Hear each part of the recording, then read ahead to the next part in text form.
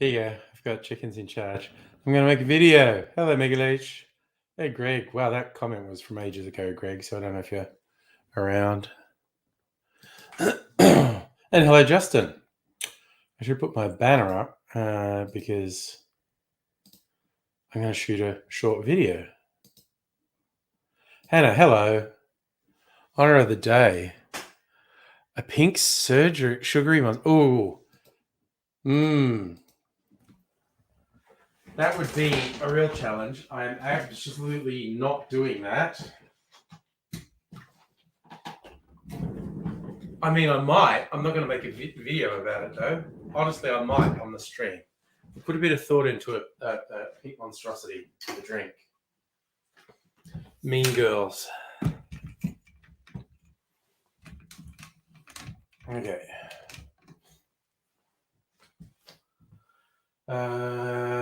Gotta get up, gotta get up.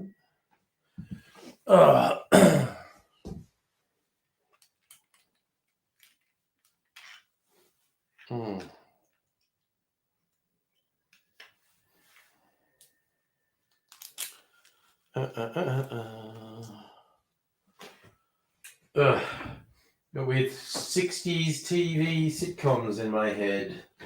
I was just thinking about Bewitched, and then the I Dream of Jeannie theme song popped into my head. Stuff that just got repeated ad nauseum when I was a kid. Alrighty, so I'm going to make a drink with sherry. One for the grandmas out there. Alright. Anyway, I found this today and I thought it sounded good, and I'm going to make it. Spring green. Does have green chartreuse. So I'm going to get green chartreuse and elderflower. I didn't get my fucking jiggers. God damn it. I always forget something without fail. And I washed my jiggers. So, Hannah, there's a cocktail called a Regina George. Limeade, peach schnapps, vodka, and moonshine. Ugh. Okay, well, that's an awful combination. But I can come up with a pink cocktail. The question is, should it be creamy? Should it be a pink creamy cocktail? Think on that.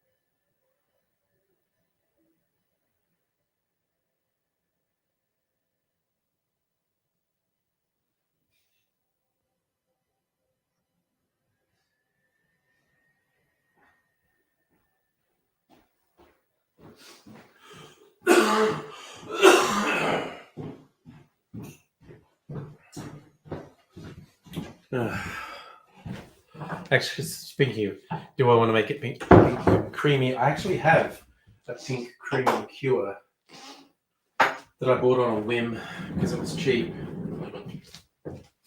Okay. Right, I need to get things out on this cupboard. Green chartreuse and can I remember? I don't think I can remember. Okay, I'm still a bit sick, so this is a challenge. Elderflower. I was not even close to remembering that. Okay. Elderflower.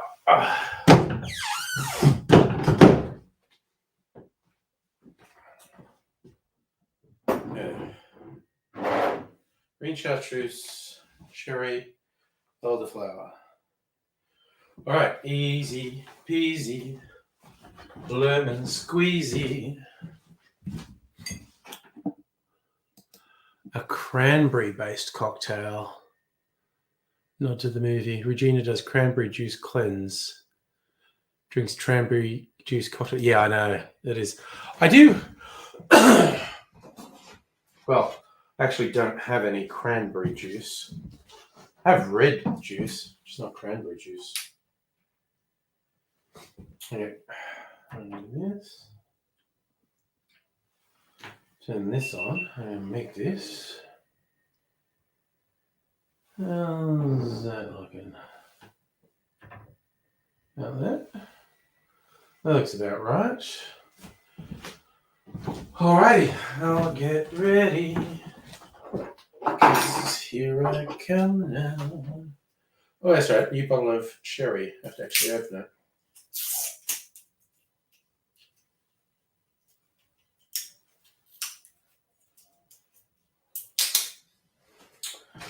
Rubbish. Oh, wait a sec. Actually, I have a rubbish bin down here. Okay, so let's pour out my ounce and a half of sherry. Very sherry forward cocktail. One of my favourite movies with Northern Ireland with Uncle Monty going sherry, sherry, sherry. All right. Take these lids off so I'm ready. Sugar gets in the thread and makes it difficult to open the bottles. And lime bitters, half an ounce. And what is the meine lime bitters? Just a few drops of lime bitters. Right, ready to go. Make it a drink.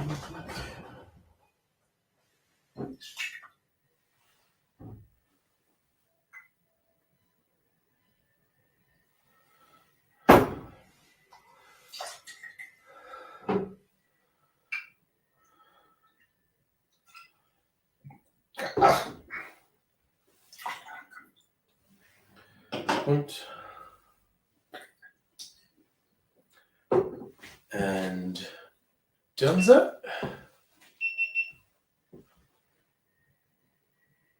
Oh, what the fuck did I just do? Oh, I hope I did that right. Alright.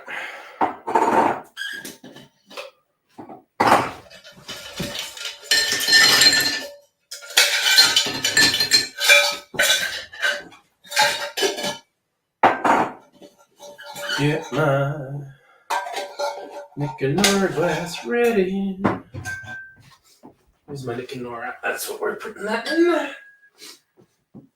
Alright. Put these lids back on. A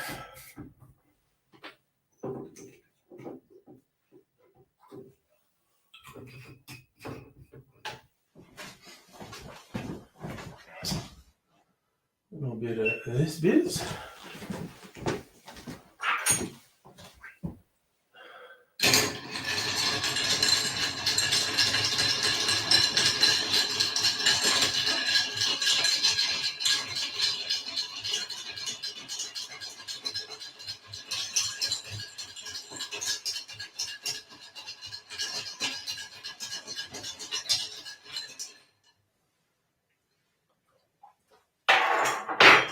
Oh, okay. Oh, I'm liking the taste of that.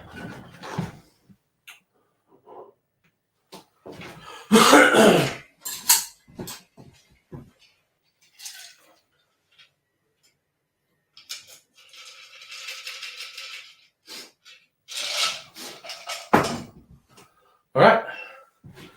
That's that made.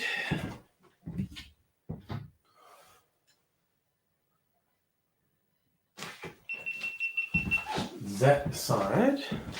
I'll take a. Oh, still got a bit of congestion there. week and a bit later. That sucks. Go away, cold. Taking the picture.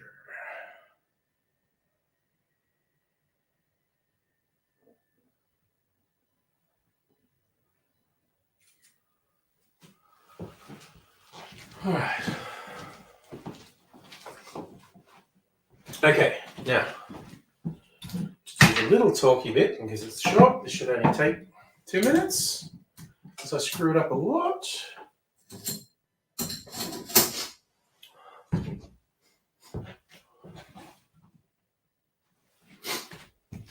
Okay, turn on the audio recorder.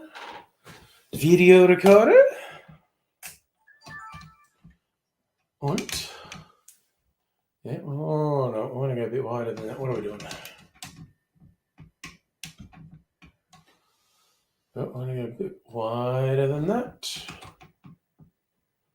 There you go, that's about what we want.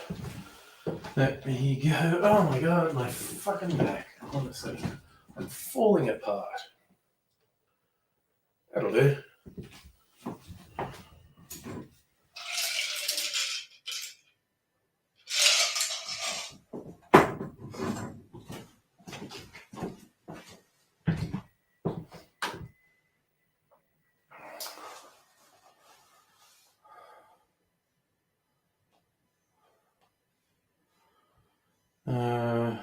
Spring green. Okay. So that's ready. That's ready.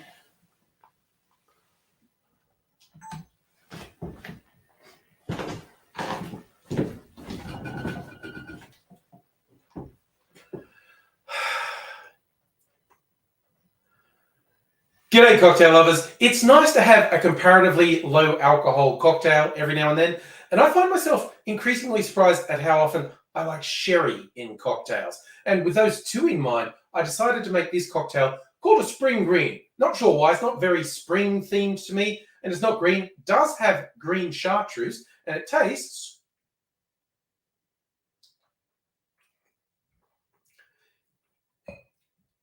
It tastes really good. Great way to get into sherry. Here's how we make it.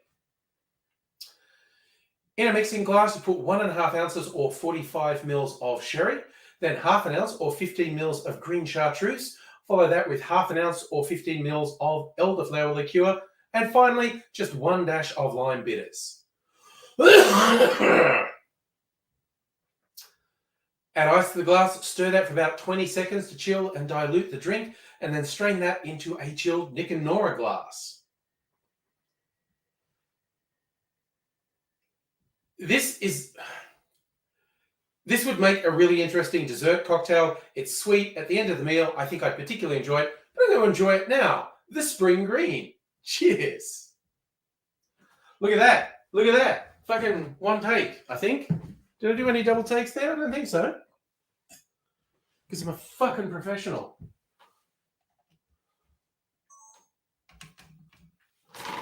Again, strictly speaking, like if we were going to use definitions and such, I'm not a professional. Enthusiastic amateur. Self-educated amateur. And I think we're done with chickens for the night. Oh, my fucking back. Oh my god. Did I mention I fucked my back by coughing because I'm old? Jesus. I'm going to put a garnish in this now just because I can.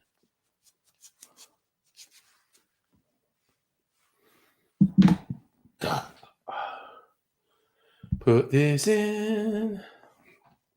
Maybe. Probably get rid of my banner. And we're done and we're sitting down to chat. I did the wrong thing there.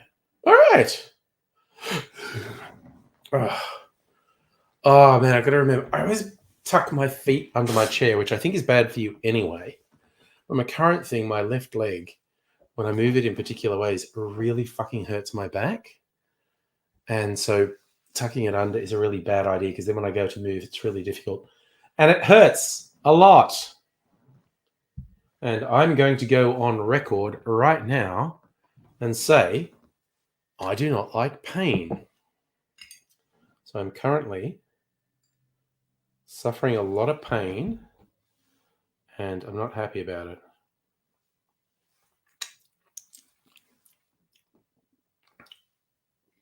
Going to a physio tomorrow afternoon to see about it because it fucking sucks. Having just this excruciating pain. And it is quite bad. I mean, I know I'm just, complaining always about my body being old and falling apart, and this is just another example of it. God damn it. A little sherry cocktail. Tasty little bit of sherry.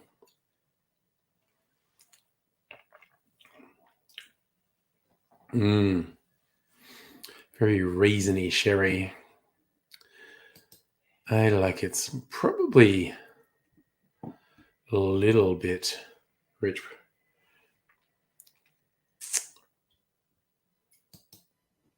I think that recipe could probably be improved. It's not bad though. Not bad at all. A little bit of a lighter drink to have.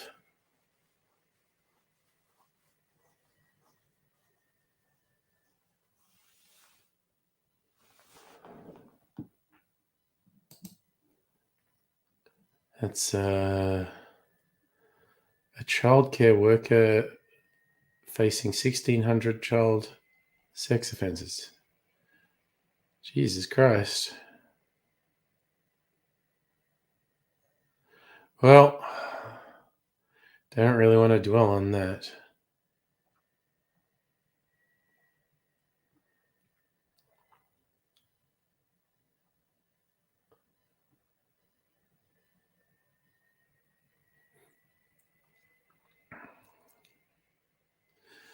So this is the point I'm not even going to go into detail with because it's too gross, but I'm just kind of reading this through.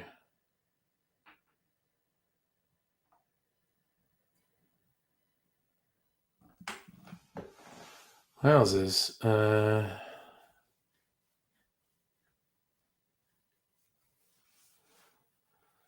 Good Lord.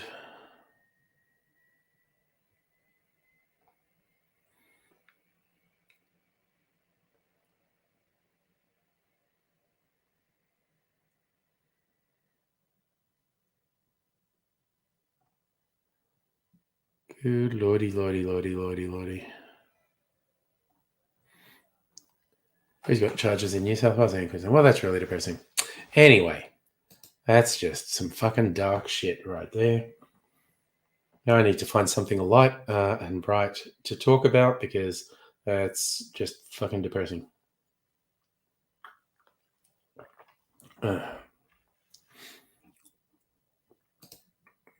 Oops, that's the wrong thing that I clicked on. But we'll soldier on. Oh yes, Donald Trump appeared at his fraud hearing. So fucking funny. This dude who spent his whole life in fuck around mode was not aware that find out mode existed, and he is now deep in find out territory. So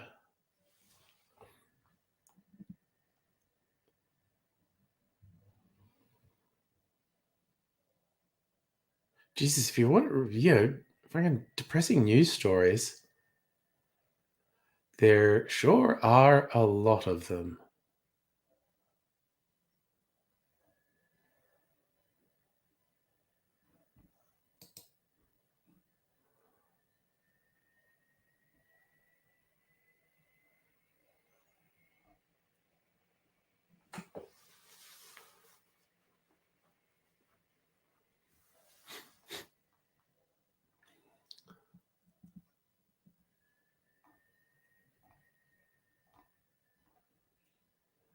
It's a very weird thing that happened in the UK with a tree that had been at a spot at Hadrian's Wall for 300 years.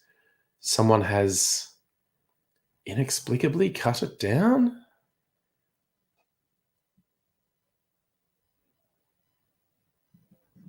Okay, so 16-year-old boy and a 69-year-old former lumberjack.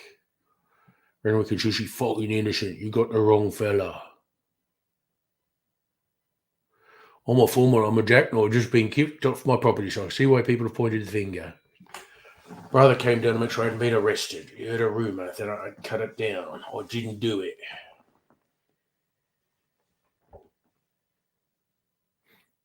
What's that all about? Yeah.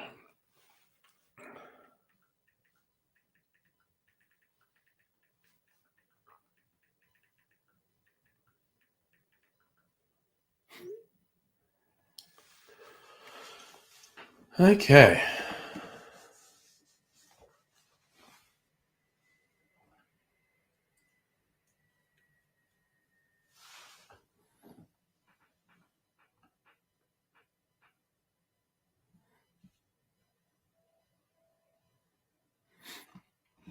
Okay, that is a very weird story.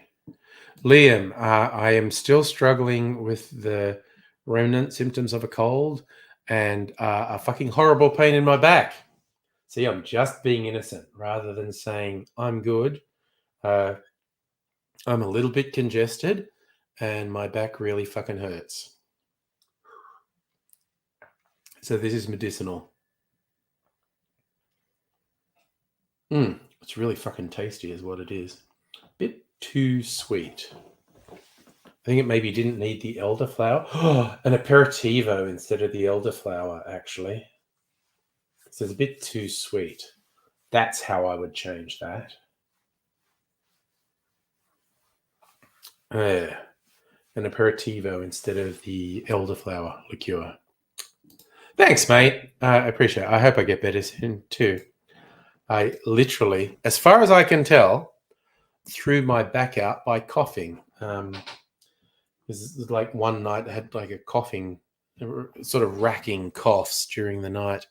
I woke up in the morning and my back was fucked, and I haven't been lifting anything, hadn't been straining at anything. So I literally just like apparently have thrown my back out by coughing.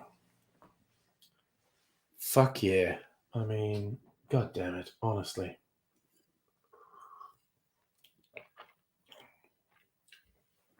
So I'm not real impressed with that, quite honestly. My bloody body letting me down like that. But one must soldier on, I guess. Struggle in the face of adversity. Oh, God. The number of people I know who actually have far more serious problems than this. But you know what? They're my problems. These are the problems I have. And I am going to damn well complain about them.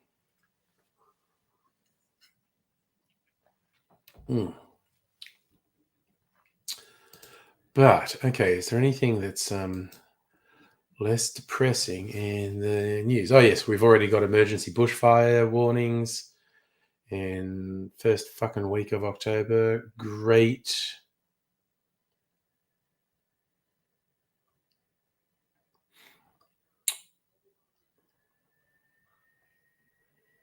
Oh, apparently the iPhone 15's got some overheating issues.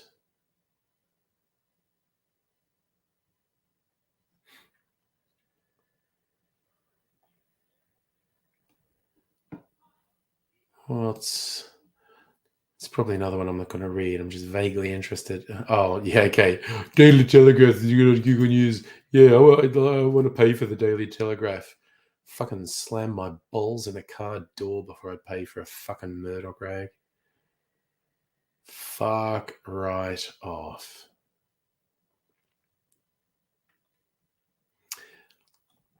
Cadmium at 50,000 times the legal level found next to farm near disused gold mine.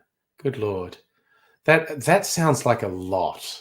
of cadmium, okay? I am not a cadmium expert, but if something's at 50,000 times the legal limit, I'm going to go out on a limb and say that's a lot. That's quite a lot. So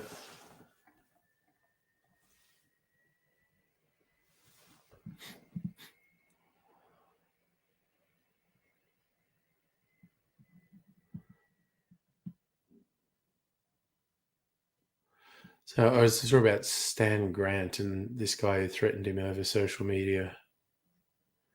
I guess they've dropped the light harassment charges and proceeding with a threatening serious harm charge.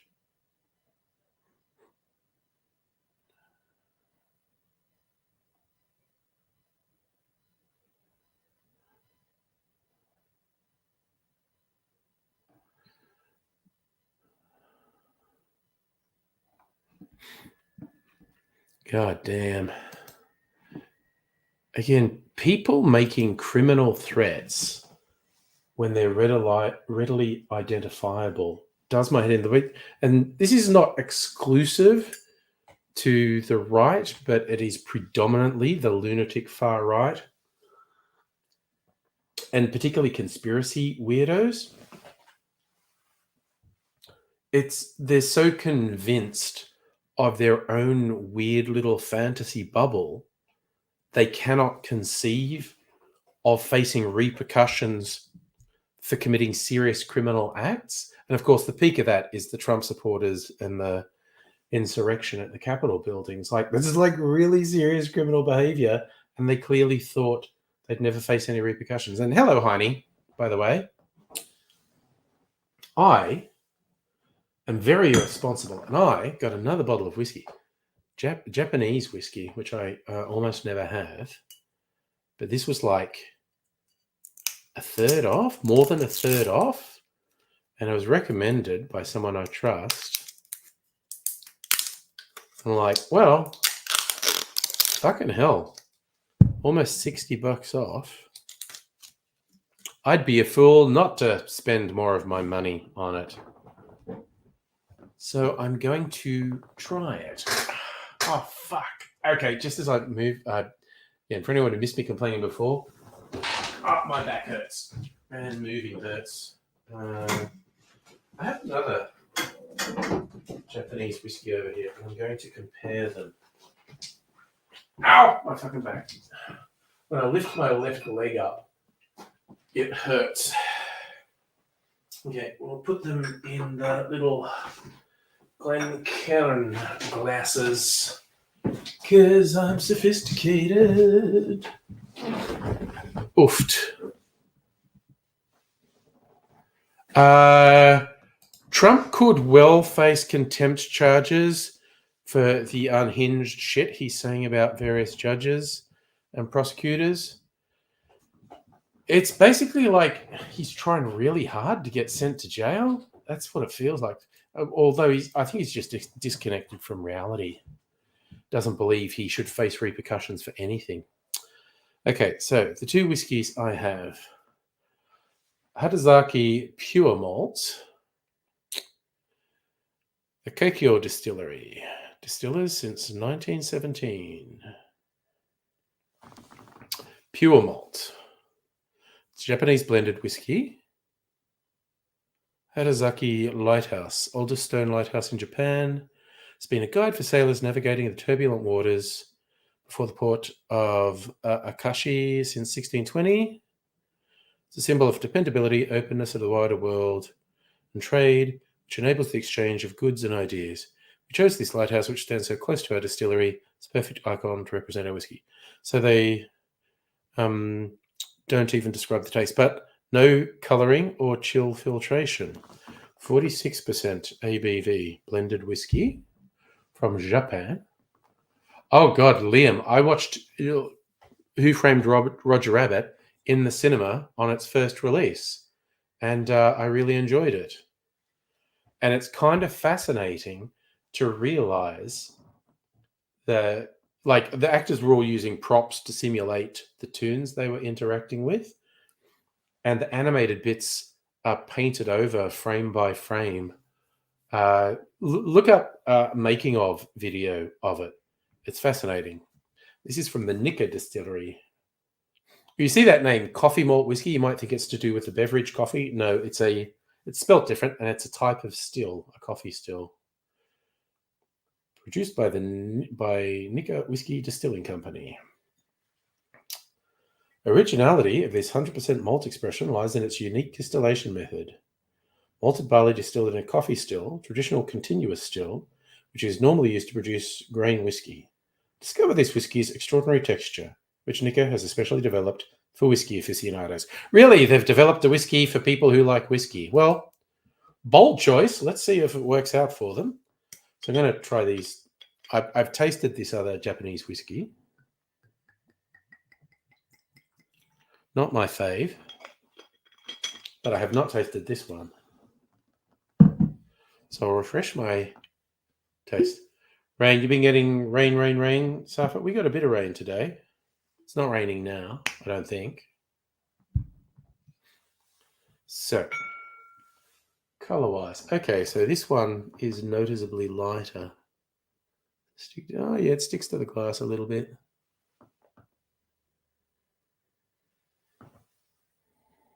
Oh, okay, well, that's a nice... Oh, yes, Liam, that's how old I am that I saw Roger Rabbit on first release in the cinema. And it felt pretty groundbreaking the way the actors interacted with the tunes. I like Bob Hoskins. I think Bob Hoskins is usually good in whatever he does. Very, very weird elements of it. The really sexualized Jessica Rabbit character. Very weird. But, you know, people are weird. Hollywood people are particularly weird. It's really like floral. And I got that vanilla you get from the barrels where they age it.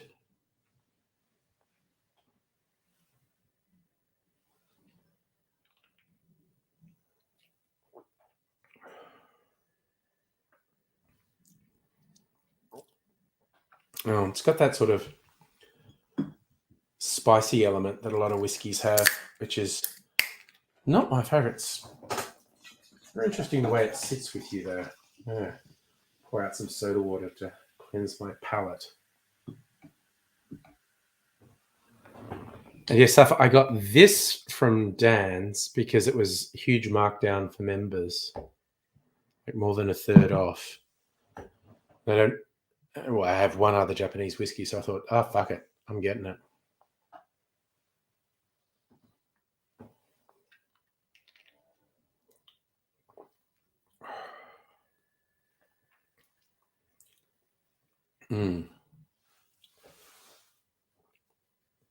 What's it? It is a definite sort of spicy taste to me. Not like chili, more like cinnamon. Oh, Christopher Lloyd as Judge Doom. Like there was the big reveal for that character, which I won't give away for a 30-year-old movie, but I also thought the big reveal was incredibly obvious. Like I thought they made it real obvious. But I still enjoyed it. Christopher Lloyd is also good in pretty much everything he's in.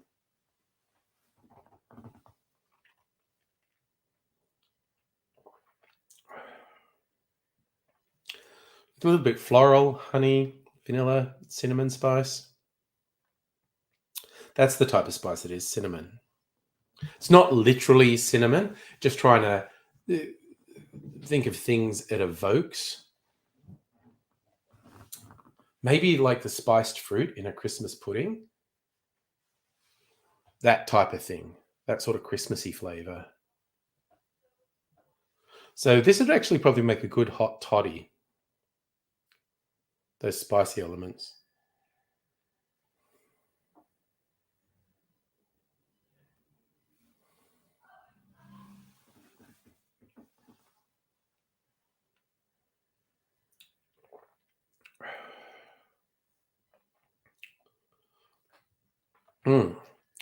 actually pretty good. It's a little bit sharper than I like whiskey to be, but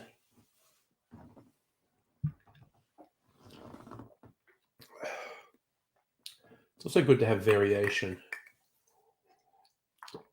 A bit of water to cleanse. Sorry, I'm still a bit congested. A little bit of water to cleanse the palate. What's this one? Okay. This one doesn't have an aroma. I should do this thing. This is a little trick I got told. Okay, so with these glasses, to really get the aroma, actually hold it so you're warming the whiskey up and actually cover the glass for a bit. And so the vapor and aromas build up a little bit to give you a better vibe for the nose. Oh, yes, I'm being a whiskey wanker. Look out.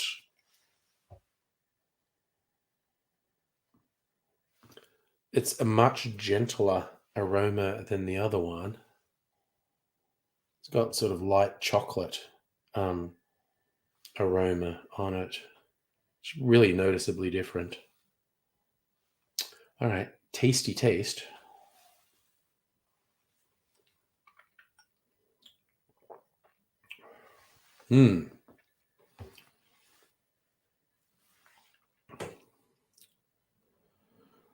Well, that's got like a... First words that pop in my head, it's like a deeper, darker flavor.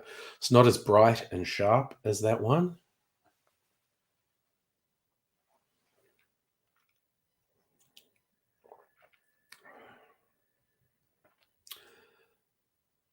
Yeah, it's got like honey, chocolate, and the slight spiciness in this is more like pepper than cinnamon. And it's not literally like pepper. Again, it's the weird thing with trying to describe these tastes. It doesn't taste exactly like any of them. Just kind of trying to describe what it evokes.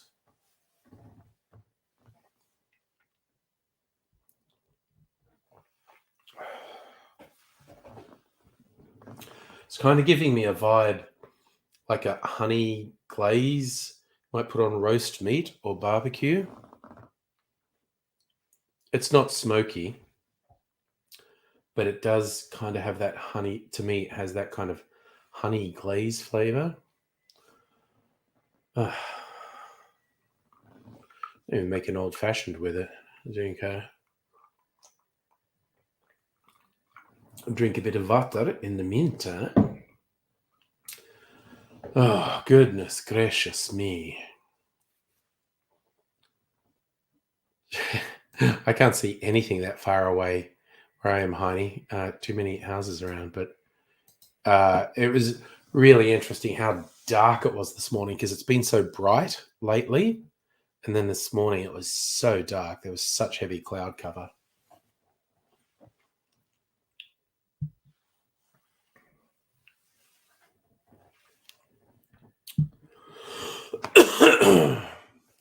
So this one is more to my preferred taste in whiskies. But this one's not terrible by any stretch of the imagination. The only reason I've got this one is it was on special too. So I tend to be really biased towards Australian whiskies, but I was like, oh, look, a Japanese whiskey on special. And everyone's into Japanese whiskey. Maybe I should try a Japanese whiskey. I suppose the people who are really into Japanese whiskey would tell me, not that one. That's a cheap one. Get one of the expensive ones. It's like, oh. Whatever, dude.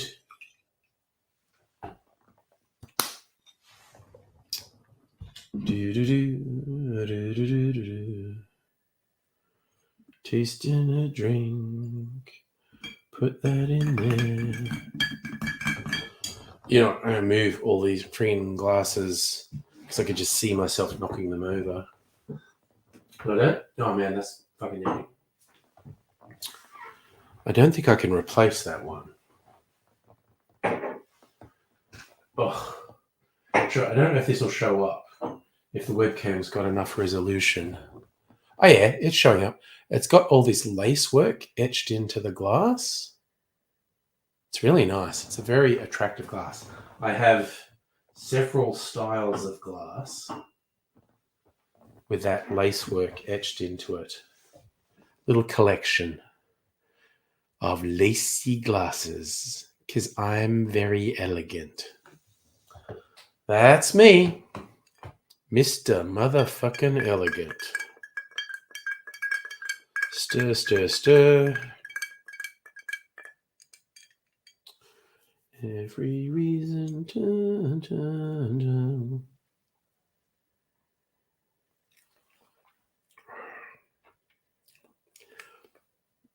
Man, clarified cocktails are so weird. They're so fun with all the different flavors.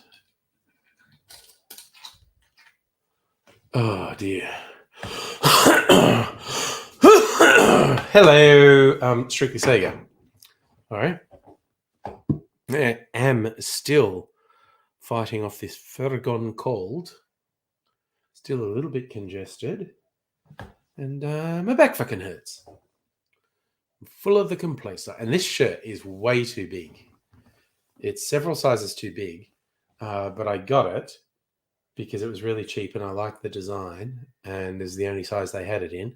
And I thought, but would it really look too big on me? And yes, yeah, it is. I'm not sure it's even coming across there, but it's too big. In real life, it looks a little bit silly. But c'est la vie, as if I'm worried about going through life looking a little bit silly.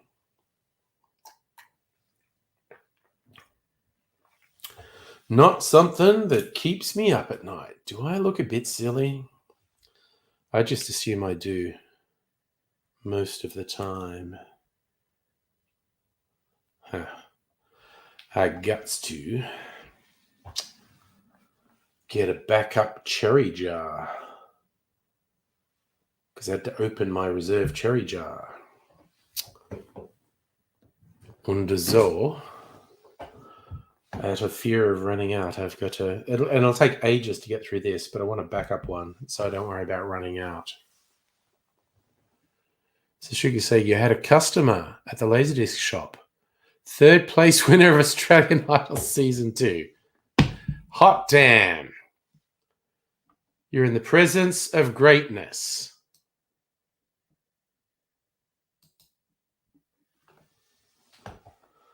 That is just an excellent story, though. That is an excellent random encounter. Okay, so did you recognize them?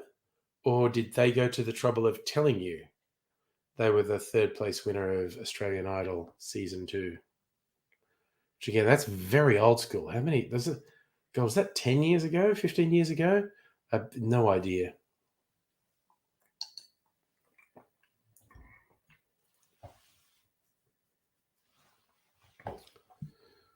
Man, that is a very interesting element to your day, I think. An encounter such as that, yeah, makes life a bit more interesting. You have these random encounters.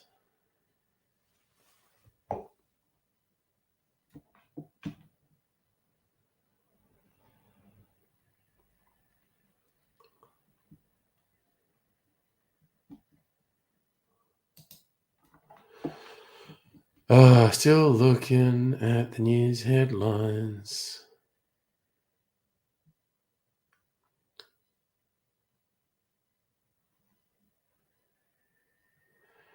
And Elon Musk getting sued for a whole bunch of reasons, which he fucking does.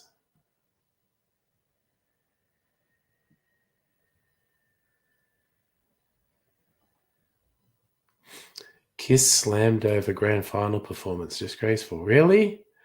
Was it? I don't know. Anything to give less of it shit about than football would be Kiss. Says they were lip syncing.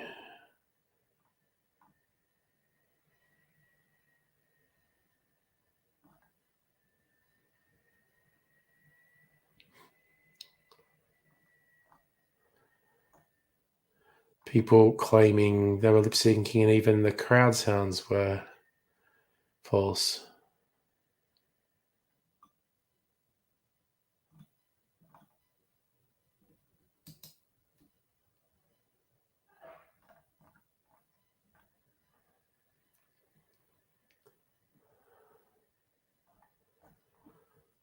Right. I just, the way media just reports random fucking social media posts as something worth reporting drives me up the fucking wall.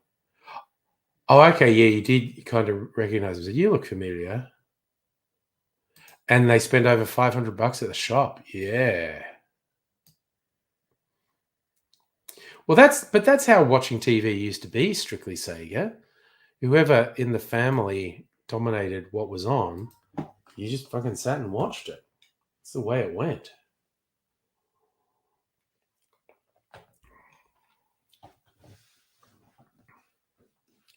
But yeah, that's a good score. Saying something, oh, you look familiar. And ooh, $500, yeah. Oh yes. The Meatloaf one was notorious. Lionel Richie was really good. Oh, that's good.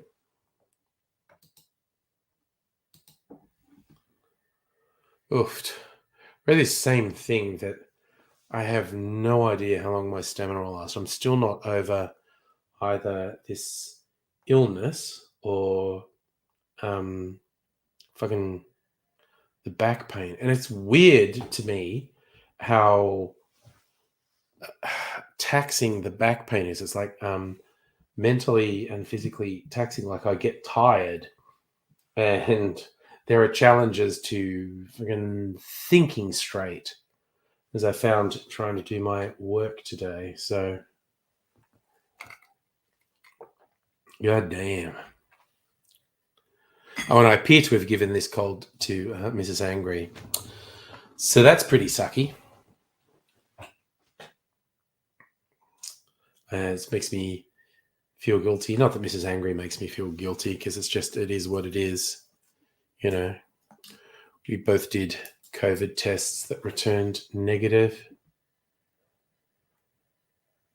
So a highlight gave a mic to a Collingwood supporter, sung along with his wicked Aussie bogan voice. Oh, was that one? Let the music play on, play on, play on. Safa, my back pain's nothing to do with the office chair. It's got to do with me being fucking old and falling apart, because near as I can tell, I fucked my back up by coughing. And that's tragic. It's like, was it? I had to go to the physio a while back because I fucked my shoulder and was in excruciating pain. Well, how'd you do that? By sleeping like that. And I put too much pressure on my shoulder in the wrong way and ended up with this horrible, excruciating pain. Just fucking go get a heat pack. Your bee's broken. Keyboard playing up on you. Actually, a heat pack might not be a terrible idea. But anyway, I'm going to physio tomorrow, who's helped me with previous knee pain and back pain.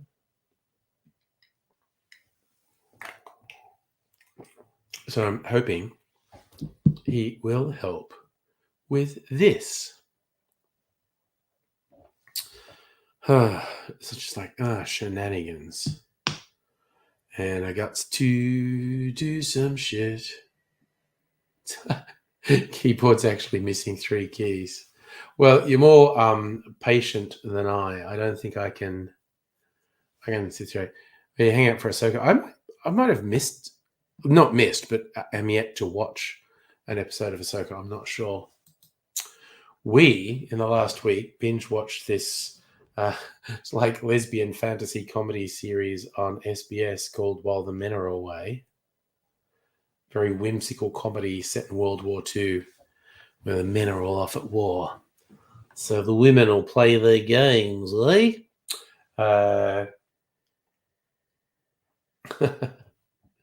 And what else did we watch? We did watch an episode of Wheel of Time. I watched the first episode of vampire series that's on SBS On Demand now called Firebite, an Australian vampire series where Aboriginal guys are vampire hunters. It's just the first episode. Might give it a bit more chance. It didn't 100% grab me, but it had some good stuff. Did finish the final episodes of the final season of Reservation Dogs. Great show if you've never watched it. There's 3 or 4 seasons you can watch.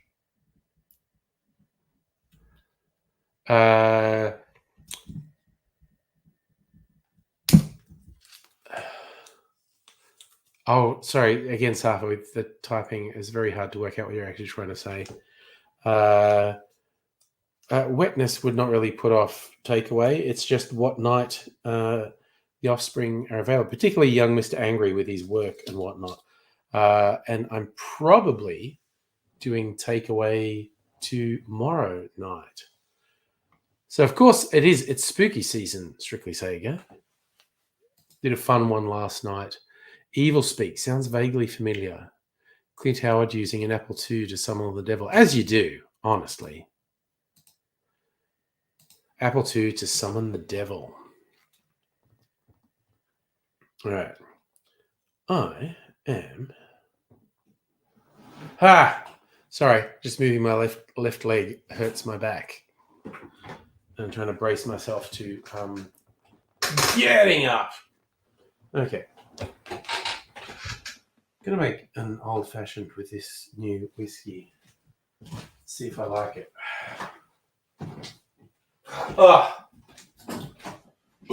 Okay, here we go. A little bit of the sugar syrup. That's probably enough.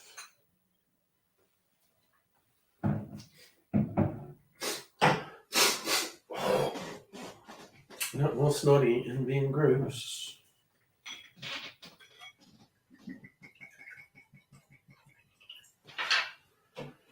Whiskey.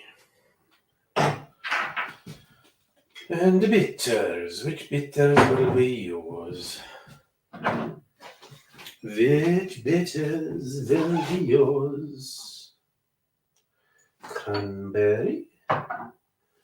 Oh, looks like I found the Angostura. I'm going to use Angostura. Angostura bitters.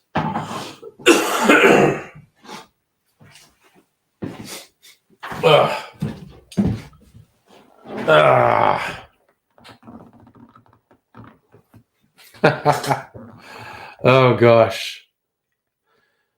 Strictly Sega, all those typos, you're definitely getting a new keyboard. Yeah, I won't put up with a dodgy keyboard for long. I did put up with a dodgy keyboard for a couple months. It would do, I forget which letter it was, it would do it twice when I hit the letter. It was super annoying. And it was only one letter, but it was a letter I used a lot. And I would do it twice, and it just got really annoying. And so I eventually changed the keyboard. Oof, I do not know if I'm going to make 2 hours tonight. We'll see how we go. We will see how we go. I'm just feeling, here we are, just coming up on the 1 hour mark. And I am feeling a bit fatigued. I'm going to be honest. Ugh, it fucking sucks being sick and being in pain.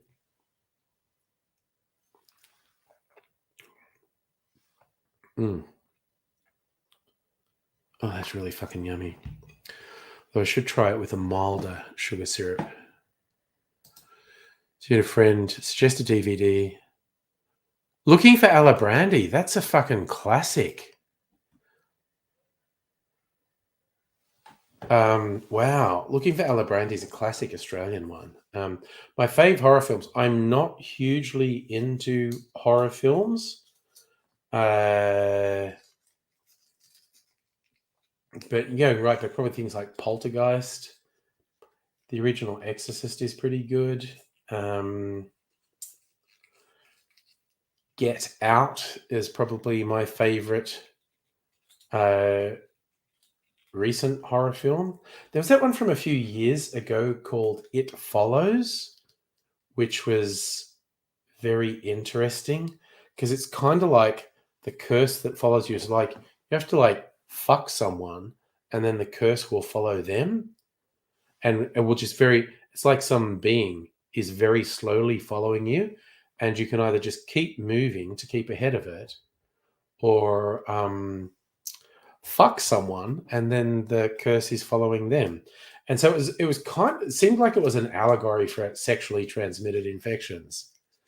But that was a bit different. So, and because there was a moral question in that, because you could get rid of the thing that was trying to kill you just by fucking someone. So, Cat People, is that the one? Was David Bowie? Oh no, David Bowie just did the music for Cat People, I think. I feel like I haven't actually watched Cat People. I'm just kind of aware of it.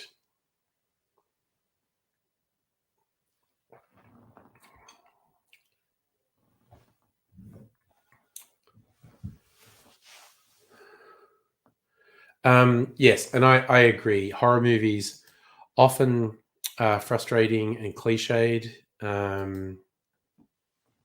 I want to watch that one the dudes who got famous on YouTube did. Talk to Me. I really want to see that because I'm very intrigued by the clips and trailers I've seen of it. And I think those guys are really interesting. The Philippou brothers, Danny and Michael, Raka Raka on YouTube. So I am actually kind of keen to see Talk to Me. It was the gorgeous woman was Natasha Kinski, wasn't it? So she has to fuck someone, become a cat, and kill someone to be a human. Okay, that's a fun existence. I did not know that was the plot of Cat People.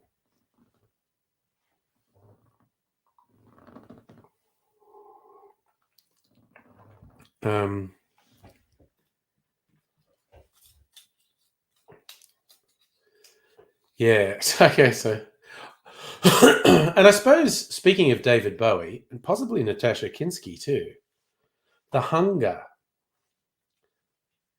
It was more weird, arty film, but technically a horror film because they were vampires. Sorry. Ah, yes, she was in the Charlie Sheen movie, Terminal Velocity. Oh God, my typing's letting me down. A 1983 film. Holy shit, 40 years old. Catherine Deneuve and Susan Sarandon. Catherine Deneuve's the Euro femme fatale in The Hunger. And David Bowie's in it too.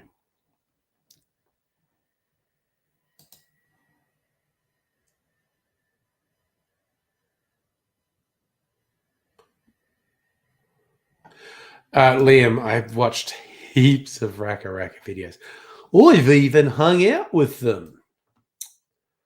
And they tend to behave like they do in their videos in real life. They're pretty funny. Oh, was The Hunger directed by Tony Scott? Okay, there you go. Yeah, I'm pretty sure I've seen The Hunger a couple times on video. Very, very artsy vampire film.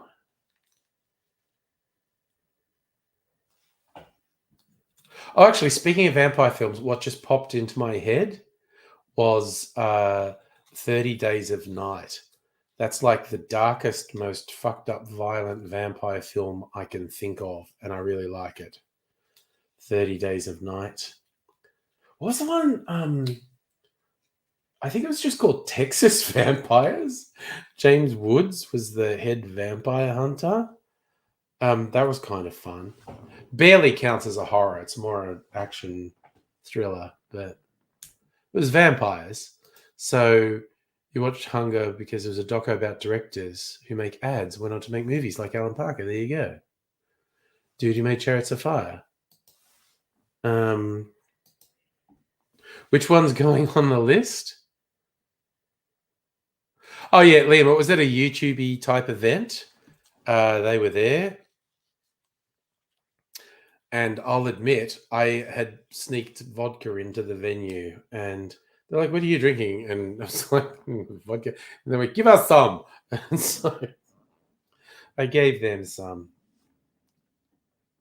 Okay, so yeah, the premise of 30 Days of Night, and it's a fucking kick-ass premise, is there's this town, village, not many people. It's in Alaska, and it's above that meridian where there's 1 month of the year where it's just dark the entire time. The sun doesn't rise for a month.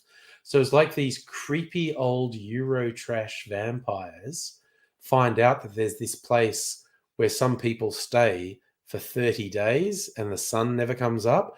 So they would have the equivalent of 30 days and nights of uninterrupted time to take out everyone in this town.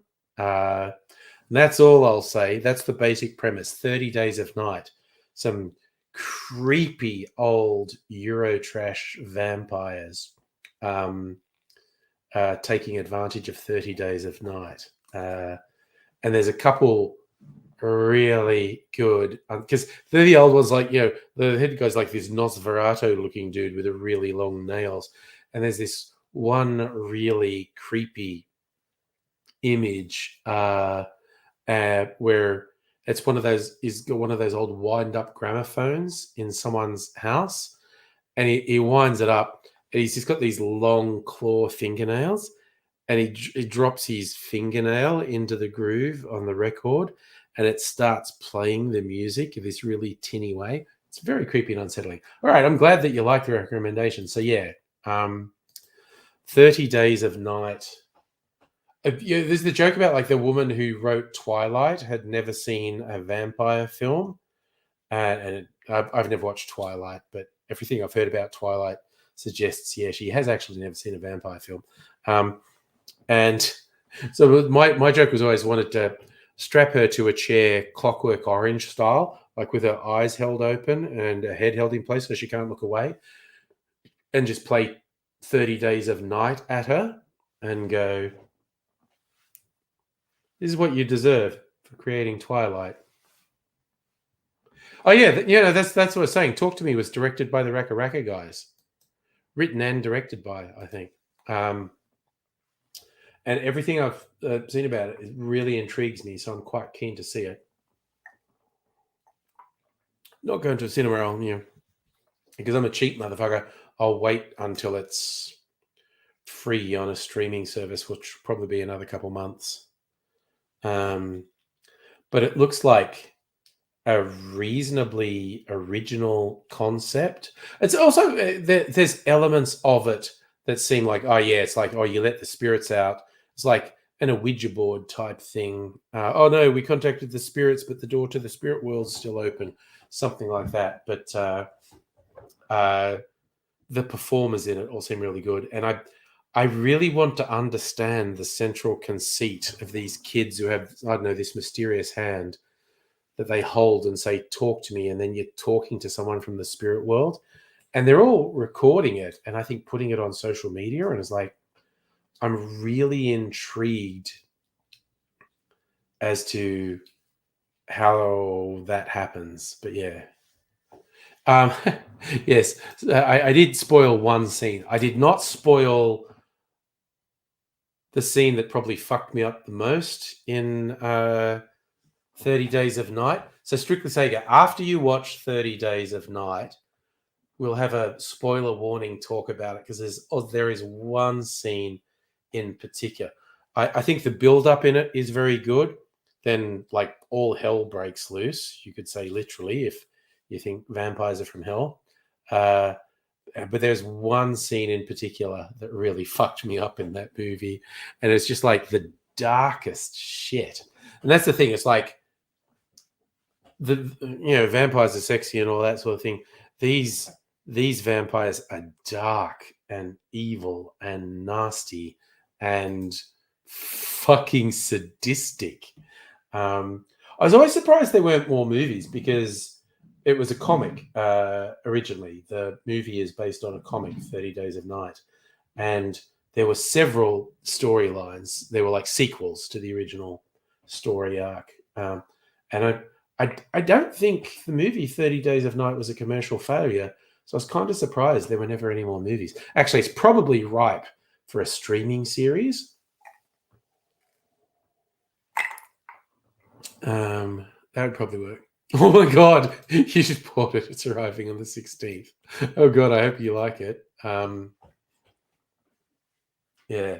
We actually, after the first time you watch it, Strictly Sega, there is an actual watching movies with AIDSy episode.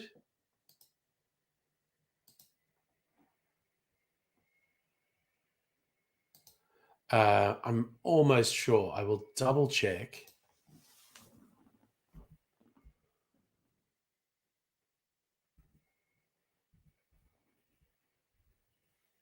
Yes. Oh my God. From more than 10 years ago. God, I forgot it was that long ago we did that. From April 2012. So 11 and a half years ago, we did a commentary track for 30 Days of Night. So watch it the first time for yourself. Oh yeah, if it's only $7.50, yeah, you spend that on coffee. I get it. Yeah, watch it the first time, but for reals, then if you feel compelled to watch it again, watch it with AIDSy and I doing a commentary track. Hey, Icy Saracen, yes, 1000% yes. The voice to Parliament is imperfect and incomplete, but it is an important step on getting closer to giving proper recognition and respect to Indigenous Australians. So 1000% vote yes on the referendum for the voice to Parliament. So no ambiguity from me whatsoever on that. It's basically all the, I mean, apart from the radical Indigenous activists, all the public talking points for the No campaign are sick fucking lies that pander to really disgusting levels of racism. But it's just, ugh. The people who are the public face of the No campaign are just fucked. Oh yeah, small towns are full of, but they're insane. They've got this whole thing that it's like communism. They're literally saying that. And this goes back to, okay, because I'm from a small country town. I happened to be in Dubbo around the time of the referendum vote that John Howard sabotaged. And I was getting petrol to go back home. I don't remember if I was living in Sydney or Melbourne at that time. I think I was in Melbourne. But anyway, I was getting petrol to go home. And there was this bloke in the service station just fucking wasting the time of the guy behind the counter. And I just caught this bit of the conversation. And it was just like, well, if Australia becomes a republic, you won't call anything Crown land anymore. What'll you call it? And I'm not engaging, but in my head, I'm going, I don't know. You call it federal land, public land, state land. There's a whole bunch of things you could call it. What the fuck is your point, you fucking freak? And the guy behind the counter also didn't really respond to him. So he goes, "Yeah, you can't call it Crown Land. What are you going to call it? Native title." So it always just comes back to gross fucking racism with these people. It's just their fucking weird, creepy, racist fucks. Just you say your town's full of no votes. You got a guy in the post office function. Yeah, so yeah, you and I have shared experiences of just fucking weirdos. Absolute fucking weirdos. It's and again, it's so fucking sad. These wingnuts, the conspiracy freaks and whatnot, have latched onto the whole Trump thing. Like, probably the only thing more pathetic than Trump and Trump supporters in America are people who want to emulate Trump and Trump supporters in Australia. That's just fucking pathetic. That just, oh my God. I have so much trouble just processing how much of a fucking thing's here. No, go the chat, mate. You're not stopping anyone else. You're keeping things happening. So don't ever apologize. Well, actually, no, I don't think you ever need to apologize. There are probably some people over time that I tell to chill the fuck out. But yeah. Oh yeah, and sovereign citizens. Oh my God. My favorite things about sovereign citizens is they're so fucking deluded. They think that everything they're saying is not only true, it's self-evidently true, and everyone can see it and everyone agrees with them. So they post they post these videos where they're acting like complete fucking unhinged tools, thinking everyone will be on their side, and everyone's like, "Fuck is wrong with you, you fucking weirdo." I see Saracen heard the terms they call right and left wing cookies and commies. Again, a very few left wing people are going to be offended by someone. So you communist. It's 99% of the time. It isn't going to be an accurate term. But the cookers thing, I love that term. For anyone unfamiliar, it's not. Cooker doesn't mean right winger. Cooker means unhinged, conspiracy obsessed lunatic who's completely detached from reality. Liberal Party voter is not Cooker. Many Cookers are Liberal Party voters, but it doesn't work that way.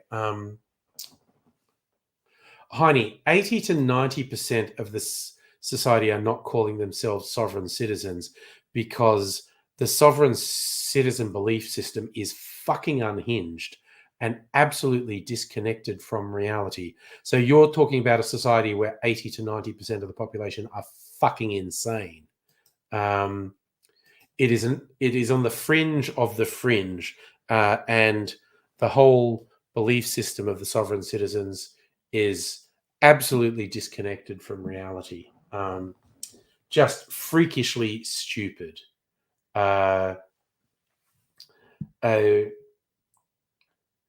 So it's, there's you're basically saying what would happen if 80 to 90% of the population was stupid as fuck and could not discern fantasy from reality. Well, we'd be fucked, wouldn't we? We'd be dysfunctional and everything would collapse.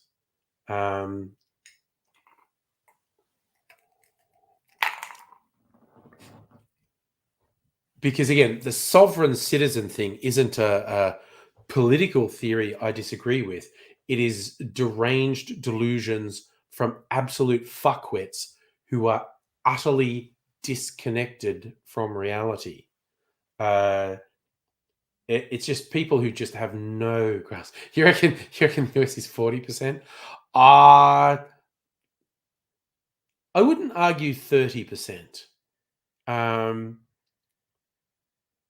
So yeah, but it's kind of funny.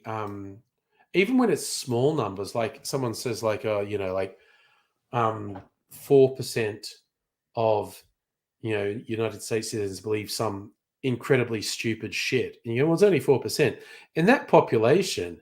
You know,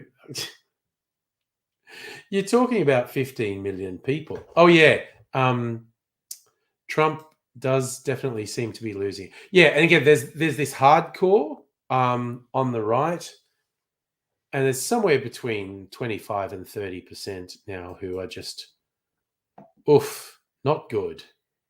Yeah, even I actually agree. Strictly say, even for Trump, he's losing it now because I think, like I was saying before, he spent his whole life in fuck around mode, and suddenly he's in find out mode, and he doesn't like it, and but he knows there is this lunatic fringe who will do his bidding to their own detriment, and so he's saying all this unhinged shit because they'll just go for it.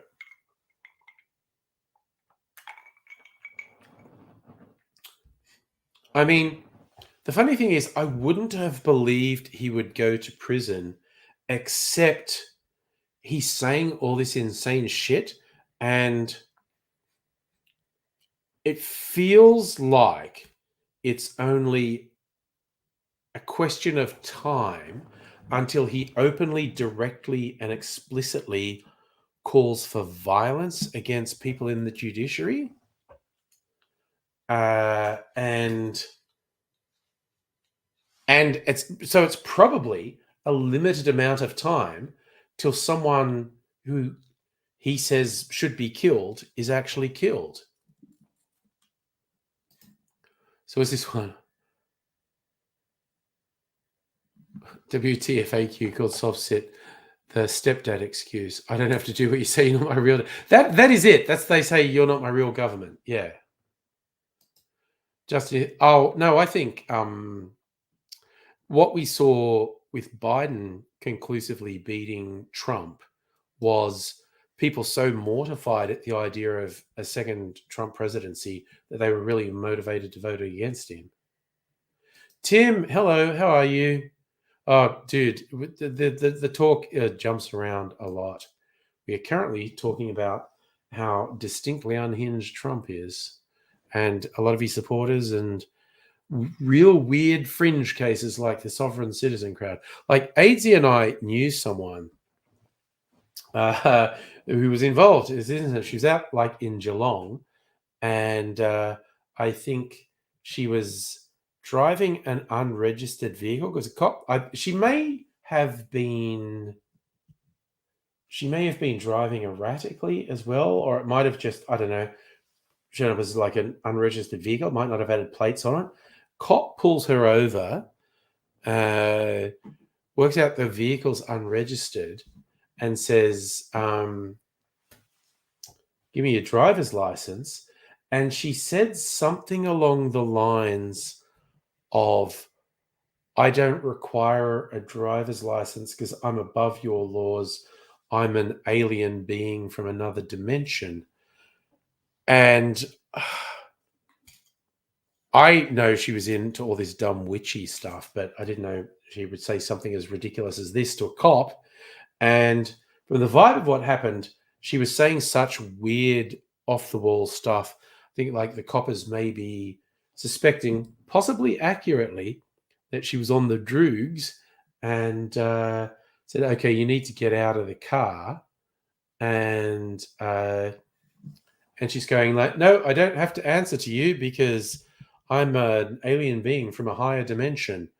And I think the cop thought she was going to drive off and reached in the car window to take the keys out of the ignition. So she drove off with the cop like leaning in a window. So dragged the cop a couple hundred meters down the road before he was actually able to get the key out of the ignition and get her out and arrest her. And big fucking surprise, she went to prison. And she seemed genuinely surprised to face any repercussions for dragging a cop a couple hundred meters down the road, and it's just like, God damn these people. So yeah, when that story came out that she'd done this shit and she got a prison term, we were like, that isn't surprising at all. She's a fucking fruitcake. Tim, that's a really kind way of putting it. Soft citizen stuff, intellectually incoherent. Takes a bit of precision to engage with it. The more we spend, well, what's fun is because these weirdos, like, they record their interactions with cops because they think they're right and they don't realize that everyone else thinks they're just off their fucking trolley. But what's interesting, from a couple of videos I've seen posted by these freaks, it seems obvious the cops, particularly the highway patrol, have been worded up on, here's how you deal with someone who starts spouting this sovereign citizen bullshit. Like when they start refusing to provide a driver's license and all that sort of thing, and they start saying things about that's not a law, cite the law, and it seems obvious to me the cops have been worded up on how to deal with them. Justin, you had a friend drive an unregistered vehicle. Oof. Yeah, see, that sort of shit can bite you. There's few public insurers who can cast a bigger negative. That's fair. Oh yeah, and that's a common one. Because again, these fucking weirdos, the soft sits are just repeating weird shit that they've seen on American YouTube videos or whatever. You may be right that name calling plays into their hands, but they're fucking idiots. They are straight up idiots. And that's the thing. I think the cops have definitely had instruction and training in how to deal with them. And a big thing is clearly don't escalate. It's like these people are trying to provoke an escalation because they think that proves their point. And it seems very clear that the cops have had some specific training in how to deal with them. It's just, yeah, well, I mean, I will call them names. I will call them dickheads and wankers and losers. But yes, in relation to what they say, the actual things they say are just absolutely nonsensical. It's just like, it's actually like embarrassing and cringy to watch them because they think they're being really clever and making these really devastating points. It's like, oh, dude, no, that's just, I'm just so embarrassed on your behalf that you're saying these things and thinking you're making some grand point. It's real fucking cringy to watch. It's deeply unsettling. So, Justin, you reckon lots of people in Canberra don't change to ACT plates because it's more expensive? Yes. Well, that's the thing, and that will come back to bite you as well if there's a vehicle registered in your name and you have a license and the details on the two don't match up. You can get quite a bit of bother because of that. Well, on a bigger worldview. Well, here's the thing. In the question of engagement, this is my personal view. No one's compelled to go along with my personal view, but I won't engage in any meaningful way with people like that. The soft citizens, the conspiracy extremists, Trump supporters, any of these fucking weirdos. I won't engage with them for two reasons. Basically, because they fall into one of two camps. One is they just argue in bad faith and they try to waste your time. They just have this ridiculous stuff they come up with. And if you engage openly and honestly and deconstruct what they say and point out where it's flawed, they just go on to the next ridiculous thing. They argue in bad faith and watch your time.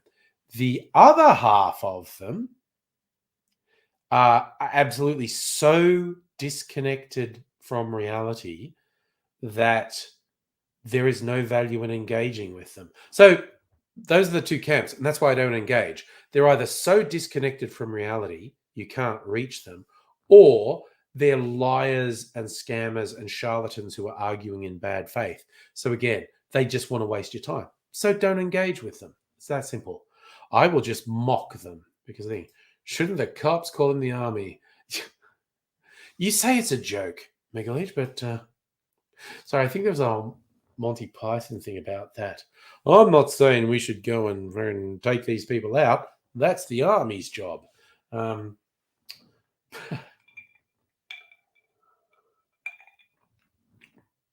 had so much exposure to these weirdos, and particularly like about 10 or 15 years ago when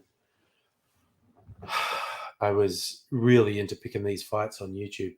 You get these people, and they just argue in bad faith. Either they're just freakishly stupid, and you are never going to reach them because they're just off with the fucking pixies, or they're just liars, scam artists, charlatans, grifters who argue in bad faith. Oh, Tim, you're concerned for me. That's nice.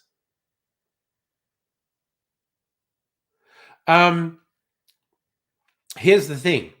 I would always keep a door open to people. Like anyone, even if they start with something really unhinged, some really unhinged conspiracy, and it'd be like, well, you know what? If you ever want to talk to someone, you can talk to me. But if your behavior and the shit you're doing is just a drain on my time, my emotional and physical energy, I'm not going to suffer because of your delusions. You get these stories of people who take all this time to convert someone, and it works and good. No, Tim, I know from harsh experience the bad faith thing. You can tell because the bad faith ones, they'll go, oh, blah, blah, blah, checkmate, atheist. And you just go, well, no. And you completely wipe out their assertion. And they go, oh, yeah, but and instead of going, okay, yes, I said this was the proof, you proved beyond any reasonable doubt that what I said was bullshit. Rather than acknowledge that, I'm now just going to go on to another complete bit of bullshit and try and say it's now your responsibility to respond to that. And when they're acting in bad faith, it's just like, no, fuck you, honestly. Hey, Big Pat, how you doing, mate? And yes, strictly saying, ultimately, your life is happier if you don't let them get in you. Yeah, that's what you need. Yeah, if they're not an Australian citizen, they're here illegally. Man, but it's just it's kind of like I said, they fall into those two camps, and if someone is so disconnected from reality that their core beliefs are just so staggeringly out of touch with reality that what do? Or they're a liar and a scam artist, and they're just speaking and acting in bad faith for their own personal gain. Again, why would you engage with that? How am I? I'm still trying to get rid of this cold that I've had for more than a week now, which is really fucking annoying. And also, I've hurt my back by coughing. So I'm in pain when I move. So apart from those complaints, yeah. But I don't know. Maybe the cold symptoms will go away tomorrow. Who knows? And I'm going to see a physio tomorrow about my back. That might help. Oh my God. I actually had a massage on the weekend. I went away on the weekend out the Mornington Peninsula, and I was in so much pain. It was like on Sunday morning, we weren't doing anything. And there's a couple of massage places in Dramana where we were staying, and it was like, okay, let's go and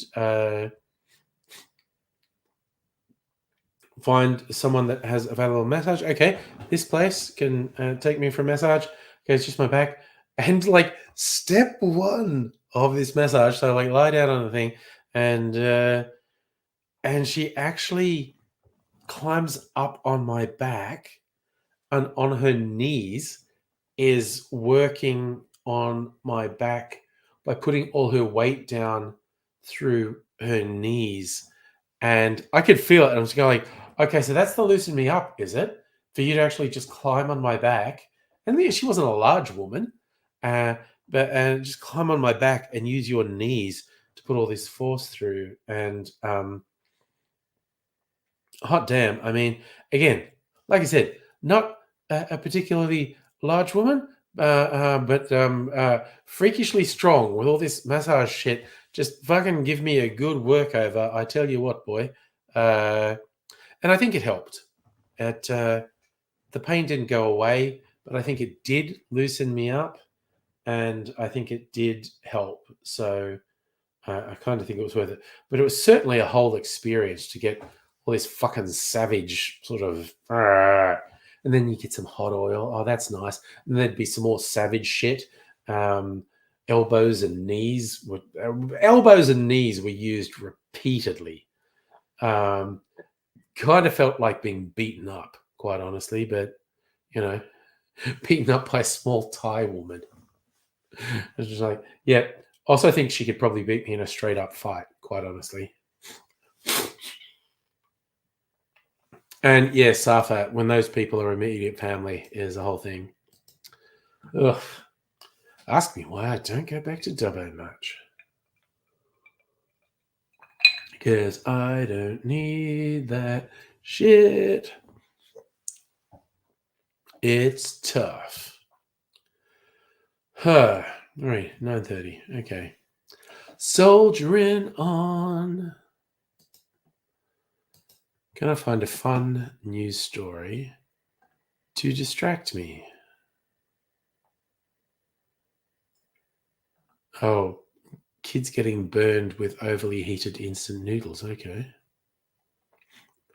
Senator's bizarre threat to voice voter.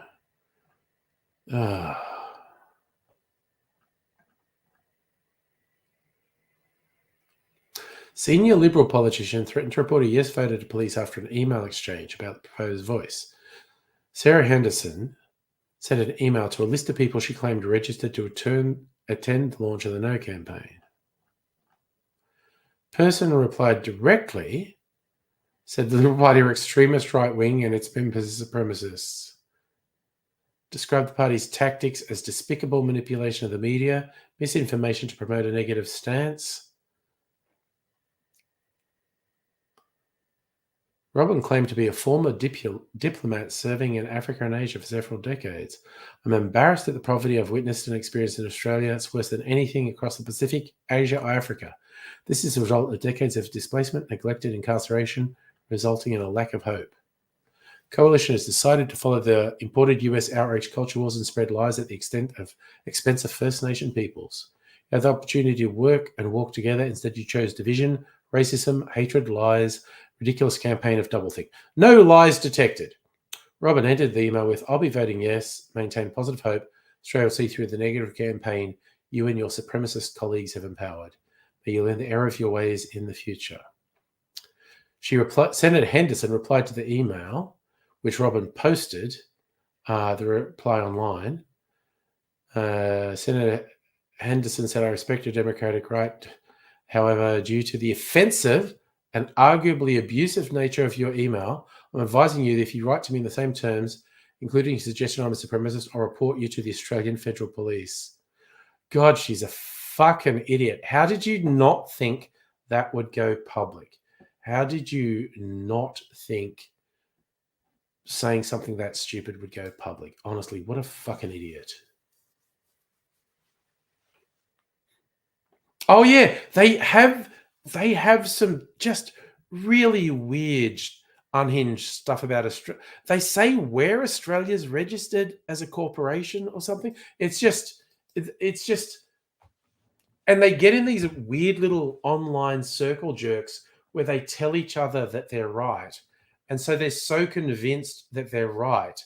They actually put themselves in unnecessary jeopardy by having unnecessary confrontations with cops. Because we did have that incident, was it earlier this year? End up in Queensland where a couple cops got shot. And it's like, oh, yes, it's like the cops might finally twig that these extreme right-wing types are actually dangerous to them. They actually indulge in rhetoric where they talk about killing cops. So just your common or garden variety idiot might put themselves in a confrontation with a cop where they can't conceive of anything that goes wrong, but they could be putting themselves in the situation where the cop goes, this is one of those people who actually wants to kill cops, and it could escalate really badly and unnecessarily. But yeah, it's a little thing, cops worldwide coming, not all cops, but some of them are realizing, oh, wait, these extreme right-wing freaks actually do actively talk about killing cops. The left, I mean, there's probably people on the left who do say it, but the left, as a rule, don't talk about killing cops. They talk about insulting cops. Like, all cops are bastards. Talk about resisting cops. They don't, as a rule, actively talk about killing cops. But this sovereign citizen mob and the extreme right-wing fringe say it all the fucking time. And it's been happening. And it's like the cops around the world are saying, oh, wait. Oh, these guys are actually dangerous. It's like, yeah. Welcome to the party, pal.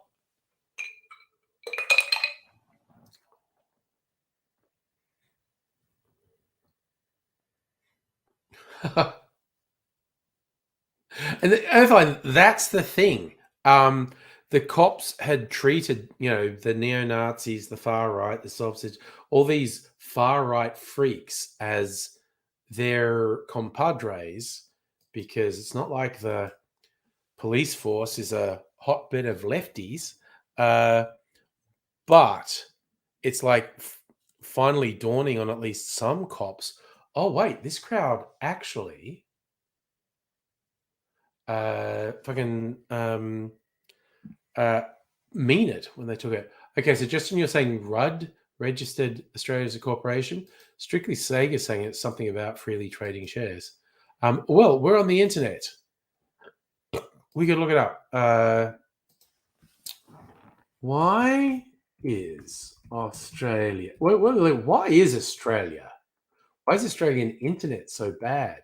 Great question. Why is Australia registered as a corporation? This conception of Australia as a corporation arises from the fact the Australian government is registered on the United States. So it's not, okay, the Australian government is registered on the United States Securities and Exchange Commission.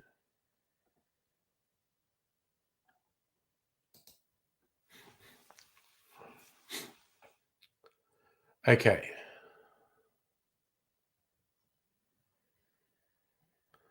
Is Australia a country or a company?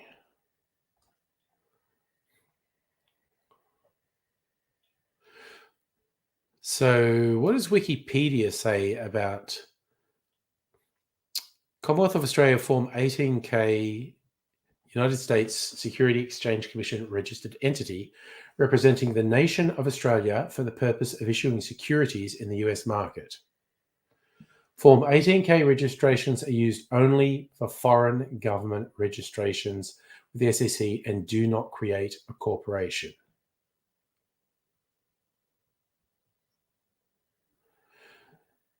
The registration has been subject to various conspiracy theories. Most relate to the idea that Australia ceased being a sovereign nation following the formation of a corporate entity, or that the entity violates the Australian Constitution. These conspiracies are baseless. The registration of Australia utilised Form 18K did not create a corporate entity, does not violate Australian sovereignty. US regulation laws would only apply to operations done in the US, as only securities issued in the US would be subject to US regulations. So it is about trading securities on the SEC. There you go. So yeah, it's not just Australia. It's apparently something that foreign governments do in the US to be able to trade securities within the US. It's a very specific form. It does not create a corporate entity. But it's not like reality often gets in the way of conspiracy theories, honestly. Honestly, that's a good conspiracy theory, Earthline Waratah. Trotsky and Colonel Sanders, same person. Just remind me of a joke an anarchist friend of mine had in Sydney, because he used to upset communists generally, but the some of the various real fringe communists he'd really go after, and there was the Trotskyites, still supporting Trotsky because he would have saved the revolution, and there's only the corrupt forces of Stalinism that did for him. So my friend had a riddle that he would say to Trots, and it is, why did Trotsky get an ice pick through his brain? And the answer is because he was a fucking trot, with the suggestion that it should probably happen to all trots. And he was doing this just to upset Trotskyites. So yeah, it's basically it's about shares, securities trading. It's and the fucking weirdos have latched onto it. And it means nothing apart from the thing foreign governments do to be able to trade securities in the US or be involved in the securities trade. But yet again, we've been let down, and that the conspiracy crowd appear to be totally detached from reality. What a shame. What a shock. Who saw that coming? That the conspiracy freaks are actually just fucking freaks. Oh, people from Sydney and Victoria moving to Queensland. Why not? This is a great headline. Surprise new way Aussie reality stars are making millions. And it's not OnlyFans. I did actually look up. They're doing public speaking engagements. New state government shock tax move. Knock out land banking. Neat. Okay, anything that stops this fuckery with real estate is good. Okay. So our new premier, Jacinta Allen.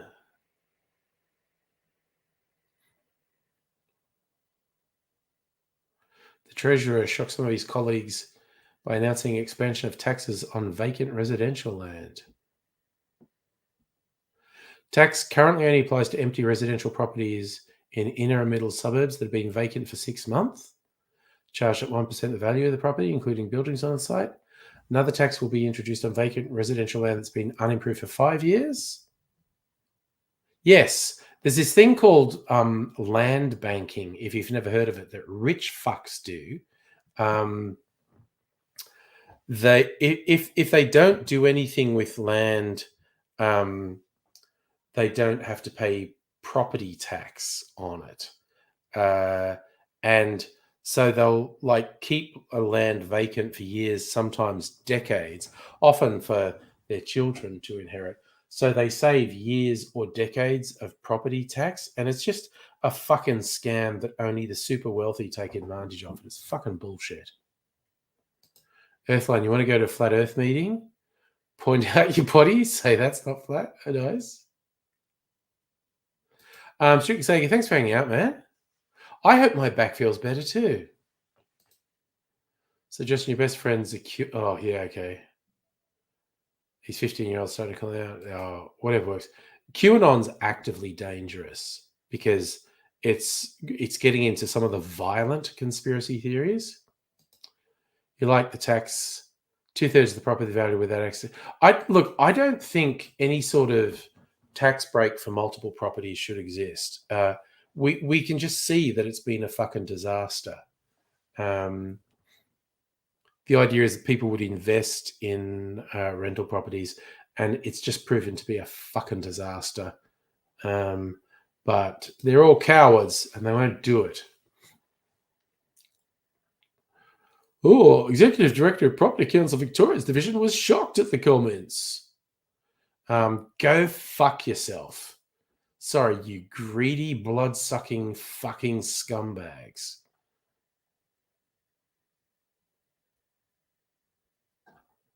Ugh. Oh, what are Melbourne's top 40?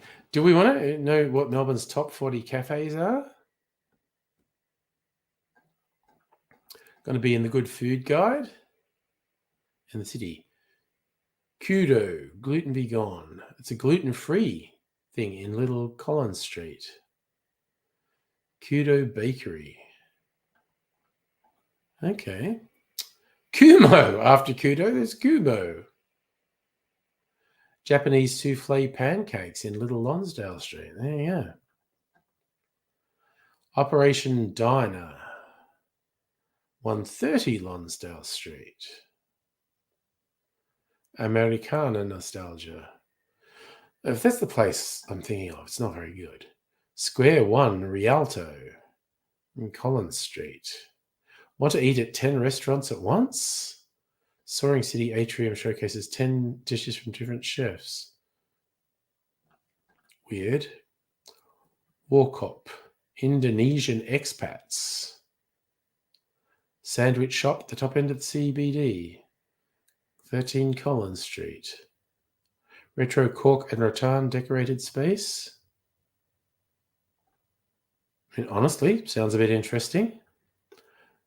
In the north, Chiaki is in Collingwood. I'm never going to Collingwood. Yeah. Fenton Food and Wine is in Carlton. Heidi Cafe in Berlin. No, I'm not going to go there. Ama Asayura, Tokyo in Brunswick. Ai Puglisi, Coburg North. Marley Bakes, a cake shop in Fitzroy. Quiet Time in Clifton Hill. It's where Aidsy used to live when he lived. Ooh, that was harsh. Rat the Cafe in Thornbury. So easy. Smith and Deli in Collingwood. I don't go over that side. Carlton, Sunhands. Tinker in Northcote. Walrus and Brunswick in the east. What's in east? No, I definitely don't go to the east. Jesus. Ivanhoe. Hamlet in Mount Waverley. Hatter and the Hare in Bayswater. Hector Selly in Richmond. Kisarton in Alphington. Matilda in Mont Albert. Matta in Blackburn. See, is there anything in my side? Ondo, Korean. The south. I think I'm the south. Oh, there you go. Balaclava. All things equal. Okay. Carter Lovett in Elstonwick.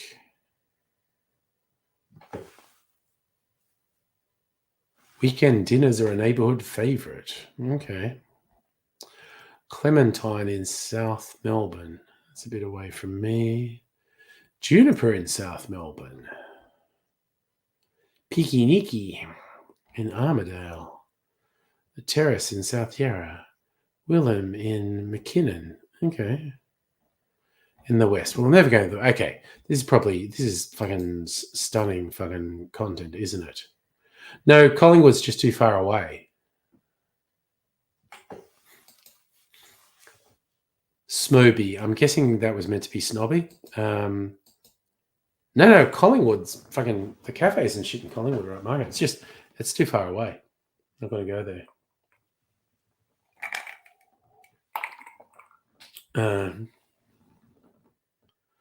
What do I go to or have I gone to?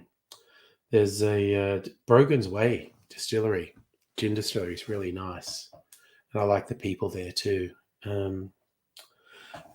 Haven't been there for a while. It's like a walk from Richmond Station. Oof, you know what? Okay, it's coming up to 10. I might just do a slightly early eating of the cherry. Because, I don't know, my bum hurts on the seat. My back just fucking hurts. And I need to get ready to go. Oh, yeah. Well, see, that's the thing. I've mentioned that before, Safa. Like when I was at college, some Sydney people found a ridiculously cheap place to live that was about 20 minutes out of town. When from the country, the idea of you're living 20 minutes out of town, that's insane. But of course, in Sydney, it takes 20 minutes to travel between one suburb and the next. So they thought it was thing. Yeah, in the country, things are a long way. Anyway, yes, you will probably see me Thursday going to eat the cherry.